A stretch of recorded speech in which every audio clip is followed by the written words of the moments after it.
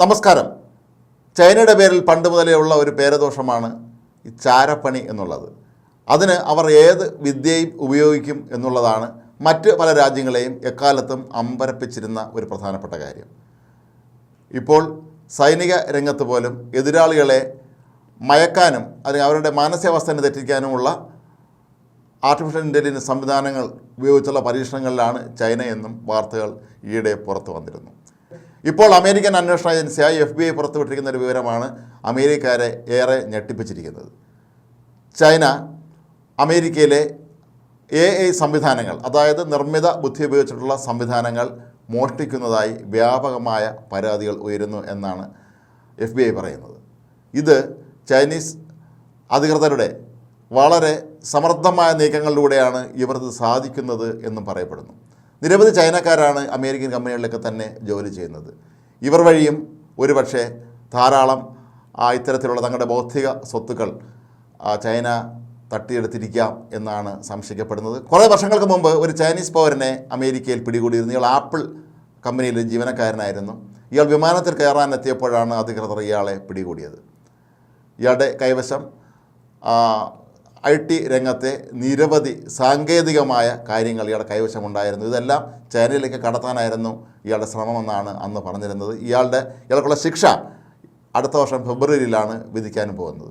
ചൈനയെ സംബന്ധിച്ച് അവർ അമേരിക്കയുമായി എല്ലാ മേഖലകളിലും, അത് പ്രതിരോധ മേഖലയിലാണെങ്കിലും വാണിജ്യ മേഖലയാണെങ്കിലും ഒക്കെ തന്നെ കൊമ്പ് കോർത്തിരിക്കുന്ന ഒരു സമയമാണ്. അപ്പോൾ ഈ ഒരു സന്ദർഭത്തിൽ അവരുടെ കോർപ്പറേറ്റ് സ്ഥാപനങ്ങളുടെ മുഴുവൻ IT-യുമായി ബന്ധപ്പെട്ടിട്ടുള്ള വിവര സാങ്കേതികവിദ്യയെ ബന്ധപ്പെട്ടുള്ള എല്ലാ രേഖകളും ചോർത്തിക്കഴിഞ്ഞാൽ അത് അവിടുത്തെ ജീവനക്കാരുടെ പാസ്പോർട്ടിൻ്റെ രേഖകൾ വരെ ഇവർ ഇത്തരത്തിൽ തട്ടിയെടുത്തു എന്നാണ് FBI ഇപ്പോൾ സംശയിക്കുന്നത്.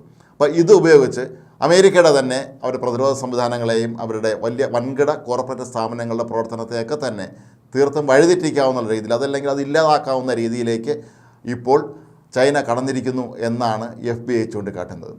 വിവരസാങ്കേതിക വിദ്യയിലെ ഏറ്റവും പ്രധാനപ്പെട്ട ഒരു സങ്കേതമാണ് ആർട്ടിഫിഷ്യൽ ഇൻ്റലിജൻസ് അഥവാ നിർമ്മിത ബുദ്ധി.